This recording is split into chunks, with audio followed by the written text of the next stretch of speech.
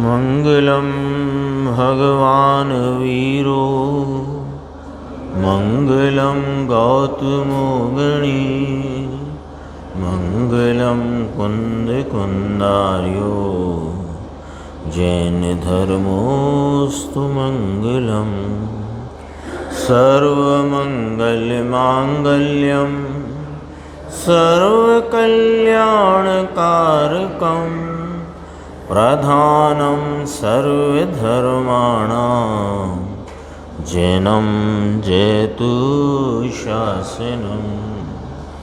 मैं नमो तीर्थनायक को नमो ओंकारवाणी को नमो उन कुंद प्रभु को जिन्होंने ओंकार धारण की। आहो उपकार जिनवर का कुंद का दिव्य वाणी का जिन कुंद ध्वनि दाता उन कहान स्वामी का। रमियूण जिणम वीरम अनंत वर्णान दंसन सहाबम भोक्ष्यामिनियम सारम केवली शुद्ध केवली फणिदम। नियम सारदी परमागम ग्रंथ है और इसके परम समाधि अधिकार की 124 नंबर की गाथा, जिसकी टीका करते हुए पद्म प्रमलधारी देव ने अमृता शीति का एक 59 नंबर का श्लोक इसमें उद्धृत किया। उस पर पूज्य गुरुदेव श्री के व्याख्यान उन पर अपनी स्वाध्याय चल रही है। थोड़ा सा इसमें विषय बाकी था, 79 पेज है, यहाँ से अपन इस बात को देखते हैं। बीच में है, देखो यहाँ यह कहते हैं कि जप से और होम से, होम शब्द आया ना उसमें, श्लोक में शब्द आया होम। होम का अर्थ क्या, देखो ने अपने यहाँ कोई वैसा होम तो होता नहीं, तो वो मतलब जो अपनी मूल दिगंबर जैन परंपरा में ये सब चीज़ नहीं है होम करने की। लेकिन होम का अर्थ यहाँ क्या है, क्योंकि लिखा है आचार्य परमात्मा योगेंद्र देव ने, तो उसमें क्या कहना चाहते हैं देखो। भगवान को होम करते ना, स्वाहा स्वाहा, तो भगवान की भक्ति करते पूजा करते स्वाहा करते हैं, यह शुभ भाव है, धर्म किंचित नहीं है। इससे ये तो स्वयं धर्म नहीं है, फिर कहा इससे किंचित धर्म होता नहीं है। ऐसे होम अनंत बार किए हैं और इससे ब्रह्म की नाम आत्मा की सिद्धि नहीं होती, ब्रह्म की उपासना सिद्धि नहीं। ये शब्द लिखा है ना, उपासना नहीं माने कि इस उपासना शब्द है ना, तो ब्रह्म नाम यह आनंद स्वरूप अपना चैतन्य परमात्मा, इसके नज़दीक आकर बैठना, यानी इसका नाम उपासना, इसका नाम इसका सेवन करना। तो न इसकी उपासना होती, न इसकी ज्ञान में सिद्धि होती। यह सब करने से ब्रह्म यानी भगवान आत्मा, इसकी उपासना, फिर कहा फल नहीं, उपासना भी नहीं और उपासना का फल भी नहीं। कोमा लगाए ना, डैश नहीं लगाए, हाइफन नहीं है। उपासना नहीं यानी स्वरूप की आराधना सेवना उपासना भी नहीं होती इससे, और उसका फल जो पूर्ण मुक्ति पूर्ण दशा है वो भी नहीं होती। अब देखना, जो अंतिम लाइन थी योगेंद्र देव की, उसका अर्थ बहुत गंभीर है। इसलिए हे भाई, मुनिराज करुणा करके कहते हैं कि हे भाई, तुम गुरुओं द्वारा, कि जो गुरु राग से धर्म नहीं मनवाते हों और क्रिया कांड से धर्म न मनवाते हों, ऐसे गुरु के पुष्पवास तुम जाओ और उनसे मार्ग प्राप्त करो। लो, थोड़ी जिम्मेदारी की बात है ये, क्योंकि हमें अपना कल्याण करना है। हमें ये जो भव मिला है मनुष्य भव, उसमें ये कुल मिला, और यह बात सुनने की अंतरंग में जिज्ञासा भी हुई और अपने कल्याण करने की, कल्याण प्राप्ति की भावना भी है, तो फिर कोई जिम्मेदारी है कि नहीं। जैसे कि अपन ने प्रवचन सार चरणान योग सूचक चूलिका में जो क्रम आया है 201 गाथा से, उसमें अपन ने देखा कि जिनके अंतरंग में वैराग का भाव यानी स्वरूप स्थिरता से उपजी हुई वीतरागता एकदम उछाला मार रही है, तो वे भी अंतरंग में मुनि धर्म अंगीकार करने को उद्यत हुए हैं। तो क्या करते हैं कि हमको तो मुनि धर्म अंगीकार करना है, तो देख लो नज़दीक में नज़दीक कौन है, उसके पास ही चले जाते हैं। जो सहजता से उपलब्ध हो जाए उससे ही दीक्षा ले लेते हैं। ऐसा करने की विधान है क्या? ऐसे करने की व्यवस्था है क्या? व्यवस्था क्या है? अपन ने पढ़ा ना आचार्य कुंद भगवान का प्रवचन सार नामक ग्रंथ, उसकी चरणान योग सूचक चूलिका, उसमें बात आई। उसमें कहा कि पहले गुरु की वे परीक्षा करते हैं, फिर गुरु उनकी परीक्षा करें कि ये जीव आत्म आराधना के लिए तत्पर है, अपनी आराधना बढ़ाना चाहते हैं, और इनकी वर्तमान योग्यता इस प्रकार की यदि पक गई है, वो कौन काम, किसका काम है? वो गुरु का काम है। लेकिन किस गुरु के पास जाना, ये काम पहले उस मुनि धर्म को अंगीकार करने के लिए उद्यत आत्म आराधक का, उस पुरुषार्थी आत्मार्थी जीव का है।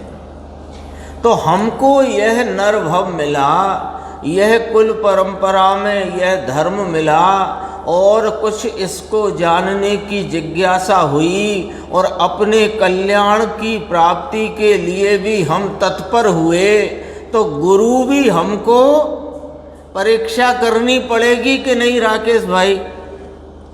कि जो सहजता से मिल जाए वहीं चले जाएं। हाँ, किस स्कूल में जाना, किस अस्पताल में जाना, किस डॉक्टर के पास जाना, अरे मटर की फली खरीदना तो कहाँ जाना। लेकिन इधर ये है कि चलने दो रेलगाड़ी, क्योंकि इसकी दरकार नहीं ना। वहाँ तो वो जो मटर की फली में तो 25 रुपए चले जाएंगे यदि गलत आ गई तो, इसमें क्या चला जाएगा?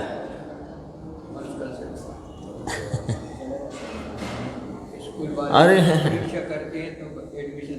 हाँ, पहले तो हम करते ना स्कूल की परीक्षा, फिर स्कूल वाला करे। पहले तो हम करते हैं कि हमको भैया ये स्कूल नहीं चलेगा बच्चे के लिए, ये अस्पताल नहीं चलेगा, ये डॉक्टर नहीं चलेगा। यहाँ देखो कितनी करुणा करके, गुरुदेव की करुणा है, जो मुनिराज की करुणा को यहाँ पर प्रस्तुत कर रहे हैं, उनके अंतरंग तात्पर्य को देखो। हे भाई, तुम गुरुओं द्वारा, जो गुरु माने कौन, किस गुरु के पास जाना, किस गुरु से यह अपने कल्याण की प्राप्ति का मार्ग लेना, तो कहते हैं कि जो गुरु राग से धर्म ना मनवावे, क्रिया कांड से धर्म ना मनवावे, ऐसे गुरु के पास तुम जाओ और मार्ग लो। ये तो सब गुरु घड़ा फरे छे ने, बहुत गुरु बन करके घूम रहे हैं, लेकिन तुम्हें कहाँ जाना है? कि जो इसकी पहचान बताते हैं, सरल पहचान, कि जो राग में धर्म मनवाता हो, राग की उपादेयता को धर्म अथवा धर्म का कारण बताता हो, वह गुरु घातक है। गुरु नाम लेना भी ठीक नहीं, कुगुरु है। और क्रिया कांड से धर्म ना मनावे, ऐसे गुरु के पास तुम जाओ और मार्ग लो। ये तो सब गुरु घड़ा फरे छे, तो कहते हैं तुम गुरुओं द्वारा, देखो भाषा है ना, उससे अन्य प्रकार के, अन्य प्रकार माने कि गिरी की, वो पहाड़ की गुफाओं में, निर्जन वन में, पेड़ के नीचे, अथवा कहीं कहीं जप से, होम से, तीर्थ के में रहने से, तीर्थ के सेवन करने से तुम्हें धर्म की प्राप्ति नहीं होगी, तो कोई अन्य प्रकार है धर्म की प्राप्ति का। मतलब क्या निकल के आया? श्लोक बहुत ऊंचा है अमृता सीति का, और यथा स्थान टीकाकार मुनिराज ने उसको उद्धृत किया है, यहां उद्धरण में दिया ना। तो तीर्थावास से, जप से, तप से, होम से, पूजा से, भक्ति से, विधान से, और किसी प्रकार के एकांतवास से, और कहीं निर्जन शून्य वनों में रहने से तुझे धर्म की प्राप्ति नहीं होगी। कोई धर्म की प्राप्ति का, अपने स्वरूप के कल्याण का कोई मार्ग अन्य है, वो अन्य मार्ग को तुम गुरुओं के पास से प्राप्त कर लो, क्योंकि तुमको अभी खबर नहीं पड़ रही है कि सच्चा मार्ग क्या है और मैं किस मार्ग पर चल रहा हूं। क्योंकि तुम जिसको धर्म अथवा धर्म का कारण मानकर दौड़े चले जा रहे हो, आ गया ना, सब आ गया, बार बार क्या बोलना उसको। तो तुम जिन कारणों में धर्म अथवा धर्म का कारण मानकर जिन प्रयासों में लगे हो, उनसे धर्म किंचित होता नहीं, ऐसा योगेंदु देव ने अमृता शीति नामक ग्रंथ में कहा। तो कहा कि इससे कोई अन्य प्रकार है जिसमें तुम्हारा आत्मा का कल्याण निहित है। तो क्या करें कि तुम्हें खुद पता नहीं लग रहा, तो गुरुओं से प्राप्त कर लो। तो कौन से गुरु के पास जाए? अब ये प्रश्न खड़ा हो गया कि उन गुरु के पास जाओ जो राग से धर्म ना मनवाते हों और क्रिया कांड से धर्म ना मनवाते हों। जिनको क्रिया कांड में धर्म और धर्म की बात करते हों, उनसे बचना। थोड़ी सी कठिन बात अब उचित में आ गई तो कहे बिना नहीं रह सकते, तो स्टेशनों पर लिखा रहता है सावधान। यहां भी आचार्य परमात्मा सावधान ही कर रहे हैं। भाषा है ना, उनसे अन्य प्रकार के।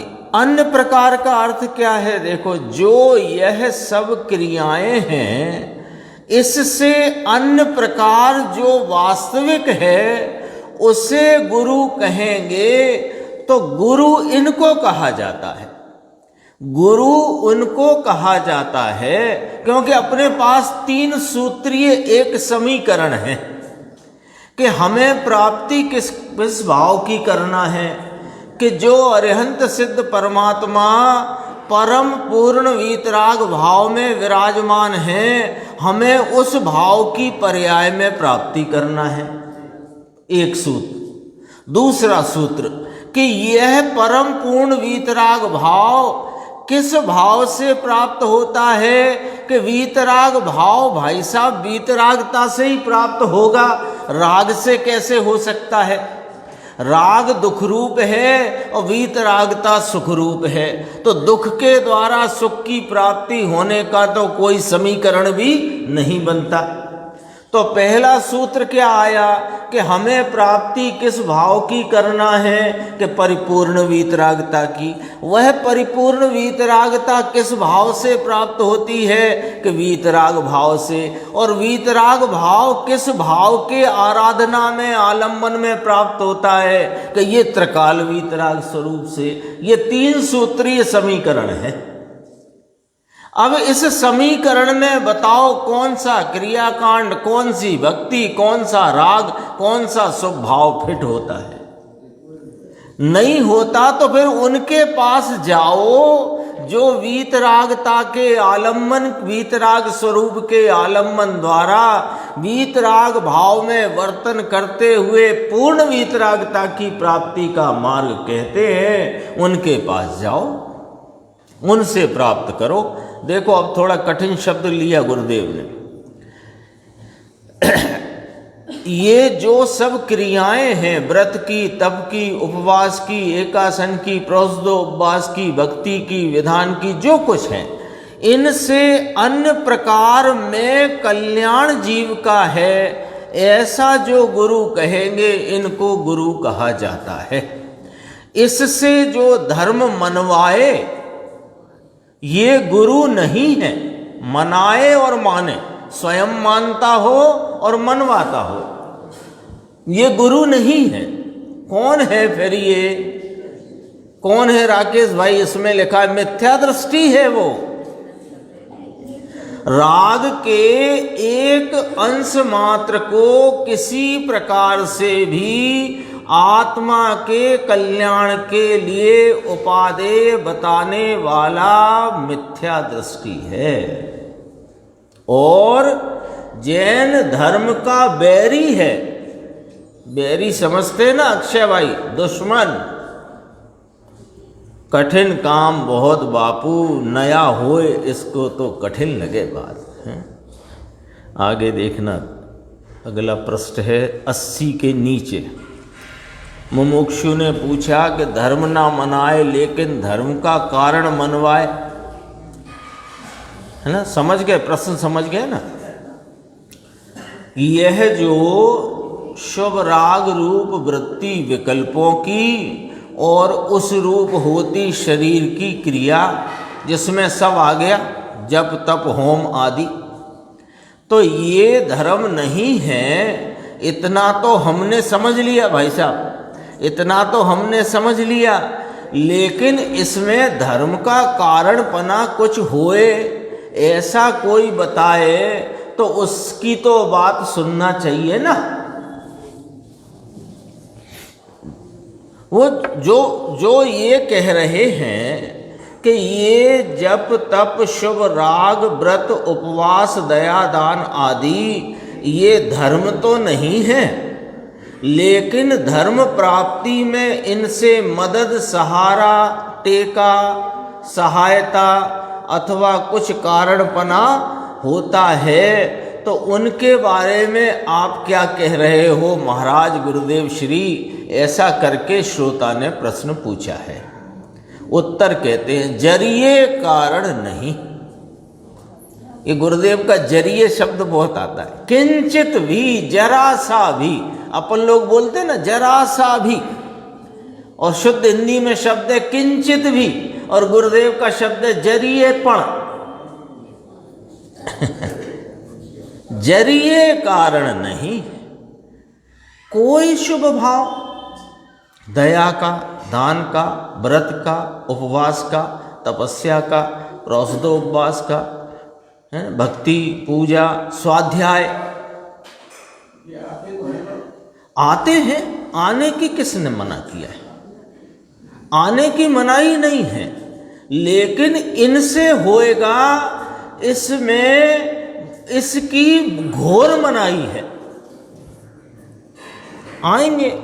अब आप जब यहां से जाओगे तो फिर जलपान भी करोगे, तो जलपान भी होता तो है।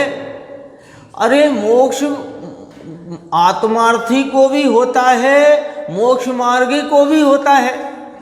तो होता है तो उससे मोक्ष होता है क्या? जलपान से, दूध पीने से। दूध नहीं पीने से होता है और होएगा। इसी क्रम में कि जो आप जिसको लक्ष्य बना करके इस अपने 3 समीकरण चले ना, 3 सूत्री समीकरण कि परम वीतराग भाव की प्राप्ति का मार्ग वीतराग स्वरूप है और वह वीतराग स्वरूप मार्ग इस वीतराग स्वरूप के आलम्बन से ही होता है, अन्य रीति से नहीं। अब बात तो इतनी सी रह गई। अब इतनी सी बात भी जिसके परिणति में परिणत हो गई है उसको भी खाने पीने के भी भाव आते हैं और दया दान के भी, पूजा के भी आते हैं। लेकिन जैसे खाने पीने के भाव से कारणपना मोक्ष मार्ग का नहीं है, ऐसे इससे भी नहीं है। आएंगे वे तो आएंगे, क्यों नहीं आएंगे, फिर और कौन से आएंगे। लेकिन आने पर भी हमको यह कहीं ना कहीं चित्त में ऐसा एक कोई वासना का तंतु फंसा हुआ है कि लगता है कि ये वाली लाइन ठीक है, इस लाइन पे चलने से प्राप्ति होगी। ये यहाँ गड़बड़ है। ये इस लाइन पर चलते हुए जीव दिखते हैं, आत्मार्थी भी और मोक्ष मार्गी भी, लेकिन इससे मोक्ष मार्ग चलता है ऐसा नहीं।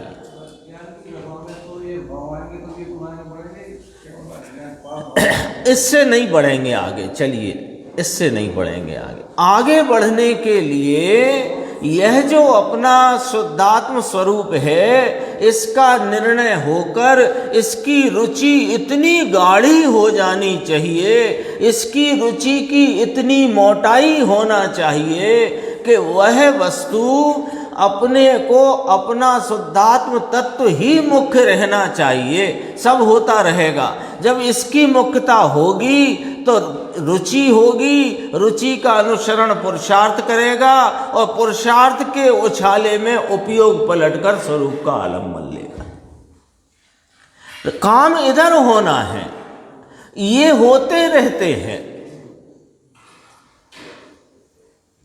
एक कल फोन आ गया था तो उसकी भी चर्चा मुझे याद आ गई। देखो कि ये जो बात चलती है ना कि ज्ञान की प्रतिपल जो प्रति समय वर्तता हुआ उपयोग का परिणमन है ना, तो उस उपयोग के परिणमन में ही यह ज्ञान सामान्य विराजमान प्रति समय वर्त रहा है और वही दृष्टि का विषय है।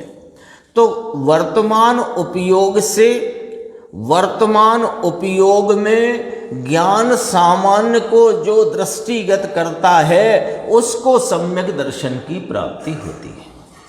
ठीक है, दोबारा से वर्तती हुई उपयोग की पर्याय में, पर्याय से वर्तती हुई उपयोग की पर्याय में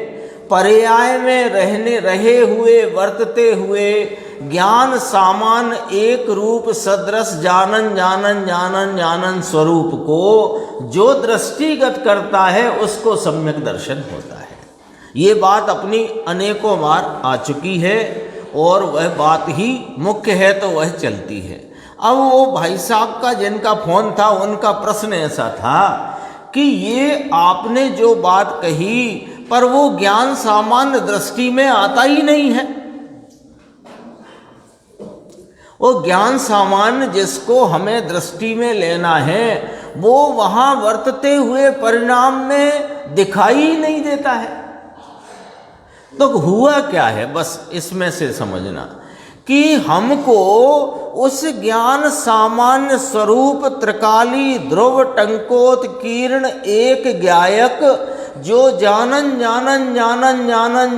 एक रूप स्वरूप से अनादि अनंत प्रवाह में वर्त रहा है, वो भाव की मुख्यता नहीं हुई है, उस भाव की रुचि का गाढ़ापन नहीं है।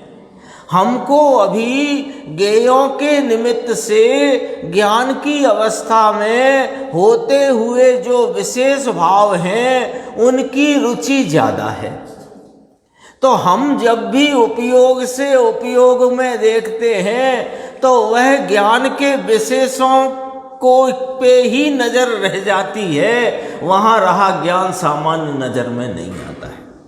क्यों कि रुचि वो एक एक समय के होते परिणाम पर है, उस अवस्था के विशेष रूप पर है, उस अवस्था में रहे सामान्य पर नहीं है।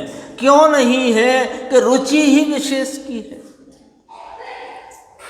हम शुरुआत करें अपनी बात की कि पहले तो हमको बिल्कुल रुचि नहीं थी, हमको तो बस एक बात जमती थी कि भैया धंधा पानी अपना बढ़िया चल रहा है और इसमें क्या विकास करना है, कैसे बढ़ाना है, उसमें हमारी रुचि बहुत तेज थी। फिर थोड़ा समय निकला और कुछ स्वाध्याय आदि का ऐसा प्रसंग संग बना कि हमको रुचि ऐसी हुई कि भैया सच्ची बात सुनने मिल रही है तो यही सुनना है। फिर इसको सुनने से हमको ऐसी धीरे धीरे बात समझ में आने लगी कि यदि आत्मा का कल्याण करना है तो रत्नत्रय की प्राप्ति करना है। तो हमको रत्नत्रय की प्राप्ति की रुचि हो गई। लेकिन रत्नत्रय की प्राप्ति जिसके आलम्बन से है उसकी रुचि न हो पाई, इसलिए वह प्रत्येक ज्ञान परिणाम में वह ज्ञान सामान्य प्रभु भगवान प्रत्येक समय में होने पर भी दिखाई क्यों नहीं देता कि रुचि विशेष की है तो उपयोग उसे पकड़ता है। जब उस एक रूप टंकोत्कीर्ण ज्ञायक स्वरूप की रुचि की तीव्रता हो, धगस हो, उसका बहुत गाढ़ापन हो तो नियम से वह विशेष भाव गौण हो जाएगा और सामान्य भाव दृष्टि में आएगा। ये रास्ता है, यही तरकीब है जो पूज्य गुरुदेव श्री अपने को प्रतिदिन बता रहे। ऐसी देखो कहते हैं राग जरिए कारण नहीं, अपना विषय चलता था। राग, अब देखो लॉजिक, देखो लॉजिक, न्याय। राग माने कौन सा राग? दया का, दान का, व्रत का, भक्ति का, पूजा का, स्वाध्याय का, अरे चिंतन का राग। खाने पीने कमाने की तो बात कहने की जरूरत नहीं है। अब ये जो राग है, पहले ये निर्णय कर लो, यहां ब्लैक बोर्ड पे खुद आके लिखो दुख है कि सुख है। स्वयं लिखो, क्या लिख दें आप बता दो, हम लिख देते हैं। राग में सुख लिख दें कि दुख लिख दें, कि कथनचित सुख लिख दें कि अंश रूप सुख लिख दें, जो आप कहोगे लिख देंगे। दुख लिख दें, सबको मंजूर है। किसी को कोई तकलीफ हो तो बताओ अक्षय भाई दुख लिख दें, राग माने दुख, ठीक है। राग दुख है तो दुख है वो आनंद का कारण कैसे होता है? इतनी सी बात बताओ बस। दुख है वो आनंद का कारण कैसे होगा? राग तो दुख है और आत्मा का सम्यक दर्शन यानी आत्मा की दृष्टि यानी आत्मा का संचेतन यानी आत्मा का आस्वादन, ये तो सुख रूप है। राग इसका कारण बनेगा क्या? क्यों? राग तो दुख रूप है, सो दुख कारण बने और सुख कार्य आए, ऐसी अनीति तो यहां संभव नहीं। पंडित जी की भाषा है ये अनीति हुई कि ना हुई?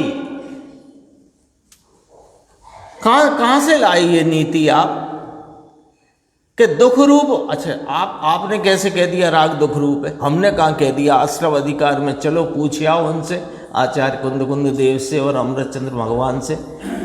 वे कह रहे हैं कि राग असुचि है, विपरीत है, दुख रूप है, दुख का कारण है। कहा कि नहीं कहा? नहीं कहा हो तो निकालो पुस्तक और पढ़ो, घर जाके पढ़ लेना। राग कारण, दुख कारण, तो दुख होए कारण और सुख होए कार्य। बोलो टीटू भाई साहब, तद्दन झूठी बात है, एकदम झूठी बात है। ये तो हमारे बहुत वर्ष से चलता है, पुस्तक भी छप गई है। पुस्तक यानी गुरुदेव के प्रवचनों के पहले मुख्य प्रवचन छपे, प्रवचन नवनीत भाग 1, भाग 2, भाग 3, भाग 4, फिर ऐसे क्रम से चलते गए, फिर प्रवचन रत्नाकर आदि ऐसे तो का पुस्तकें भी छप गई हैं। व्यवहार माने राग, राग माने दुख, ये कहा ना अभी, मुनिव्रत धार अनंत वैर ग्रैविक उपजायो, यानी दिगंबर मुनि अनंत बार हुआ तो उसमें ग्रैविक भी इसने प्राप्त किया। ग्रैविक प्राप्त करने वाले की कषाय की मंदता कितनी होती है वो यहाँ कही कि चामड़ी उतार कर इसमें नमक डाले तो भी क्रोध न करे, लेकिन सम्यक दर्शन बिना की ये अकेली क्रिया क्रिया क्रिया और इस क्रिया में कारण सुख आए ऐसा है नहीं। पैनिज आत्म ज्ञान बिना सुख लेश ना पायो। आगे चलते हैं, थोड़ा सा और है इसमें। पेज नंबर आ गया अपना 82 के नीचे। इसलिए कहते हैं कि तुम गुरुओं द्वारा जो यह क्रियाकांड कहा उससे ये क्रियाकांड से तो प्राप्ति होती नहीं, इसलिए उससे अन्य प्रकार को शोधो, खोजो। ऐसा कहने में माने ऐसा कहना है कि जो गुरु इससे अन्य कहते हों, लोग कितनी सरल और सीधी बात कर दी। जो गुरु राग की किंचित उपादेयता बताते हों तो उनसे क्या करना, यहाँ योगेंद्र देव कहते हैं, उसकी खुलासा करते हुए गुरुदेव श्री कहते हैं कि हाथ जोड़ के निकल आना। यही मतलब हुआ ना। इससे अन्य कहते हों उनके पास सुनना। क्रियाकांड राग आदि से भिन्न जो स्वरूप के आलम्बन से ही इस आत्मा की प्राप्ति होती है, वह जो कहते हों उनसे सुनना। तुम गुरुओं द्वारा उससे अन्य प्रकार को शोधो। ये गुरु ऐसा चाहिए कि जो राग से क्रिया से धर्म मनावे नहीं, राग से क्रिया से धर्म मनवाता होए, वह तो मिथ्या दृष्टि कुगुरु है। इससे राग से धर्म ना मनवाए ऐसी चीज जिसके पास है उसके पास जाओ। जिसके पास ये राग और शरीर की क्रिया बाह्य क्रिया कांड से भिन्न इस आत्म स्वरूप के आनंद भाव और पूर्णानंद की प्राप्ति का उपाय जो बताता हो उसके पास जाओ। कहा ना स्पष्ट, वे तुमको अन्य प्रकार बताएंगे। वे तुमको अन्य प्रकार बताएंगे। वे क्या बताएंगे मुन्ना लाल जी, कि तुम गलत मार्ग पर दौड़ रहे हो। तुम राग में धर्म मानते हो या राग को धर्म का कारण मानते हो। राग दुख रूप है, वह सुख रूपी कार्य का कारण कैसे हो सकता है, यह युक्ति भी बताएंगे। और जो हमको अनादि से राग में हित बुद्धि और एकत्व का भाव चला आया है, इसलिए वे हमको अन्य प्रकार से बताएंगे कि तुम वीतराग स्वरूप हो। वीतराग स्वरूप के आलम्बन से वीतराग भाव की प्रवृत्ति द्वारा परिपूर्ण वीतरागता की प्राप्ति होती है, ये बताएंगे। इसलिए अन्य प्रकार से जो बताते हैं, ये सच्चे गुरु के पास से सच्चा तुम्हें मिलेगा। नहीं तो भीड़ में जाओगे ना, भीड़ तो किसकी है। देखो, एक सीधा गणित है, इसमें कोई दिक्कत की बात नहीं है कि अनंत सिद्ध विराजते हैं, है ना। अनंत सिद्ध विराजते हैं और जितने सिद्ध अभी विराजते हैं उससे अनंत गुने संसार में हैं, और अनंत काल बाद भी अनंत सिद्ध और बढ़ जाएंगे तो भी इस संसार में उनसे अनंत गुने जीव रहेंगे। मिथ्या दृष्टि, हाँ वो तो बहुत छोटी सी बात है। भाई साहब कह रहे हैं ना कि निगोद के एक शरीर में, यानी अंगुल के असंख्यवें भाग में असंख्य शरीर और एक शरीर के आश्रित अनंत जीव, यानी सुई की नोक पर असंख्य शरीर है और एक एक शरीर के आश्रित अनंत मिथ्या दृष्टि जीव है। और कितने हैं कि अब तक जितने सिद्ध हुए उससे अनंत गुने। तो अब अपन इसमें से क्या न्याय निकाल रहे हैं कि भीड़ में तो मिथ्या दृष्टियों की ही मिलेगी। तो जहां भीड़ बहुत दौड़ती हो वहां जरा सावधान होना, और जहां तुम्हें इस राग से और क्रियाकांड से भिन्न इस आत्म स्वरूप के आलम्बन की बात जो गुरु बताएं उनके पास जाना। लिखा कि नहीं लिखा इसमें? अन्य प्रकार से बताएंगे, इसलिए अन्य प्रकार से ये सच्चे गुरु के पास से तुम्हें सच्चा मिलेगा। अब ऐसे पुराने मानस यानी जो पद्धति में चले आए, कोई फुर्सत भी कभी की नहीं, निर्णय नहीं। गुरुदेव स्वयं का ही बताते, हमारे वो कुंवर जी भाई बैठते थे, सुबह से दुकान खोल ली, शाम को अपने निवृत्त हुए दुकान से, फिर रात को उपासराम स्थानक वासी थे ना, तो उपाश्रय में जाकर के देखा कि कोई साधु वाधु आया हो तो थोड़ा बहुत मिल आए, पूछ आए, रातड़िया श्रावक आया है इसमें ही लगा हुआ था, निर्णय नहीं। जो जिस बाड़े में जन्मा इसमें ही इसमें रहा, और कुछ थोड़ा बहुत जाना होए, थोड़ी बहुत उसमें प्रवृत्ति या जिस प्रकार की, जैसे अभी कहा आए हैं साधु कोई विद्वान, तो चलो थोड़ा सुन लेते हैं, थोड़ा क्या कहते हैं, तो उनने भी यही सुना दिया, जाओ यात्रा करो, भगवान की पूजा करो, एकादश सामायिक करो, माला गिनो, हो गया धर्म। धूल में भी धर्म नहीं है। ये क्या शब्द हुआ? धूल में भी धर्म नहीं। धूल माने किंचित भी धर्म नहीं है। ये तो सब बंधन है, संसार है, कठिन बात है प्रभु। मार्ग बहुत जुदी जात का है बापा। एक पैराग्राफ अंत में अपन पढ़ते हैं और ये गाथा का जो गुरुदेव का व्याख्यान है वो यहाँ पूरा होता है। पेज नंबर है 84। देखो, उन गुरुओं द्वारा, अब ये गुरुओं द्वारा, किन गुरुओं द्वारा, उनकी चर्चा तो बहुत स्पष्ट आ गई। उन गुरुओं द्वारा अर्थात कि गुरु ये बात नहीं करें, ऐसा इसका अर्थ हुआ ना। कौन गुरु? कि ये व्रत तप क्रिया पठन जप उससे कल्याण होता है, इसकी बात जो नहीं करते उन गुरुओं द्वारा।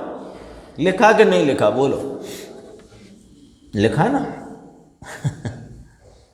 किनके पास जाना, किनके पास कल्याण करना हो तो। बाकी संसार में भटकने के लिए आप इतने कुशल और प्रवीण हो कि उसके लिए कोई ज़रूरत ही नहीं है आपको, क्योंकि आप जिस कार्यक्रम में लगे हो वो एकदम बहुत बढ़िया है, और उससे आपको चार गति के परिभ्रमण के लिए अलग से कुछ करने की ज़रूरत नहीं है। यदि आप प्रशस्त कार्यों में लगे हो तो थोड़ी बहुत देर को स्वर्ग हो आओगे, अंतत गोत्वा जाना तो नीचे ही पड़ेगा। और पाप कार्यों में लगे होगे तो अभी त्रियंचो नरक में चले जाओगे, उसमें कोई खास बात नहीं है, पहली बार भी नहीं जाओगे। लेकिन पहली बार इस आत्मा के अपूर्व आनंद का रसपान करना हो और उस आनंद की बड़वारी के द्वारा पूर्णानंद की प्राप्ति करना हो तो उन गुरुओं के पास जाना जो व्रत तप क्रिया पठन जप उससे कल्याण होता है इसकी बात नहीं करते, उनके पास जाना। तुम गुरुओं द्वारा उससे अन्य प्रकार के मार्ग को शोधो। उससे माने व्रत तप क्रिया पठन जप, पठन आया कि नहीं आया इसमें देख लो भैया, स्वाध्यायी लोगों देख लो, ये भी देख लो। स्वाध्याय से ही तेरा कल्याण हो जाएगा इस भरोसे में भी मत रहना। ये भी वही की वही दशा है। कोई सोच रहा है कि व्रत आदि की क्रिया से हो जाएगा, तुमने स्वाध्याय की क्रिया से मान लिया। एक सी दशा है। ये प्रभु विराजता ना। अभी 7 भयों की तो कितनी गजब के कलश चलते हैं कि सम्यक दृष्टि सप्त भयों से रहित है, इहलोक परलोक के भय से रहित है। क्यों कि चैतन्य मेरा नित्य लोक है, इसलिए वेदना भय से रहित है क्योंकि मुझे तो अपने अतीन्द्रिय आनंद के अलावा और कोई वेदन है ही नहीं है। अरक्षा भय, तो मैं तो त्रिकाल सत्ता स्वरूप हूं, मेरी सत्ता को कौन हनन कर सकता है, तो उसको अरक्षा भय भी नहीं। और मैं तो अकृत ज्ञान स्वरूप हूं, अकृत ज्ञान स्वरूप हूं, इसको कौन चुराएगा, ऐसा उसको अगुप्ती का भी भय नहीं। अगुप्ती है, अगुप्ती का भय नहीं कि मेरा ये मेरा कोई ले जाएगा, मेरे में कोई प्रवेश कर जाएगा, ऐसा है। मैं तो अकृत ज्ञान स्वरूप हूँ। कितनी गजब गजब की बात। उसमें एक चर्चा और आई थी, वो भी मैं बताता हूँ। गुरुदेव की कभी कभी ऐसी चर्चाएं भी बहुत गंभीर आती हैं। अपन कलश की चर्चा आगे लेंगे। 202 नंबर कलश, इसमें आया था, देखो, नामधारी जैन को भी रात्रि की खुराक नहीं खाई जानी चाहिए, ना खवाए। यही अपने आत्मसिद्धि, अपने समयसार सिद्धि भाग CD के प्रवचन पूर्ण होते ही नीचे 4 लाइन का बोल है, देखो, नामधारी जैन को भी रात्रि की खुराक नहीं होती, रात्रि के सूक्ष्म जीव खुराक में आ पड़ते हैं, इसलिए खुराक में मांस का दोष गिना गया है ना। त्रस जीव, त्रसी हुए ना, एक इंद्री से अधिक जो, वो सब त्रस में आ गए। वो त्रस जीव उसमें आ पड़ते हैं, छोटे छोटे जीव जो आंख से, चश्मा वाली आंख से भी नहीं दिखते हैं, ऐसे है ना। बड़े भी कर जाते हैं। हाँ, बड़े तो दिख जाते हैं और अपने को प्रत्यक्ष जानने में आ जाते हैं, पर बहुत सावधान रहते हो तो छोटे वाले तो दिखते भी नहीं है, ऐसे। प्रसार होता ही होता है, हाँ, कोई भी कारण से होता ही है। वो ऐसी प्रकृति की व्यवस्था है कि जब सूर्य का प्रकाश बंद हो जाता है तब ऐसे जीवों का प्रसार होता है। इसलिए नामधारी जैन को भी, जो संध्या काल होता है उस समय सबसे ज्यादा जीव होते हैं। हाँ, ये भाई साहब कह रहे हैं, ये बात बहुत गंभीर है समझने की, कि सूर्योदय रहा तब, सूर्योदय है तब तक तो कोई बात नहीं, और सूर्योदय जाने पर और रात्रि अभी अंधेरा हुआ नहीं है, वो काल भी जरा खतरनाक है, वो रात से भी ज़्यादा खतरनाक है इस दृष्टिकोण से, है ना, संधि काल। इसलिए नामधारी जैन को भी रात्रि में खुराक नहीं होती। और फिर अचार का भी कहा, अथाने में भी त्रसजीव हो जाते हैं, ये भी जैन को नहीं होता, जिसमें त्रसजीव, सीधी बात कही, अब इतनी बात तो विस्तार में कही, अब सीधी कही, जिसमें त्रसजीव उत्पन्न हो जाते हैं ऐसी खुराक ही जैन को होती नहीं। ये एक व्यवस्था इसलिए है कि हम तो अहिंसक हैं और अहिंसक धर्म के जानने वाले, मानने वाले हैं, और वास्तव में अपने स्वरूप की अहिंसा भी हमको ही वर्तती है, हमको माने जो स्वरूप को जाने उसको। इसलिए ये चर्चा है, शेष आगे की स्वाध्याय। शुद्ध स्वरूप अविनाशी महात्म्य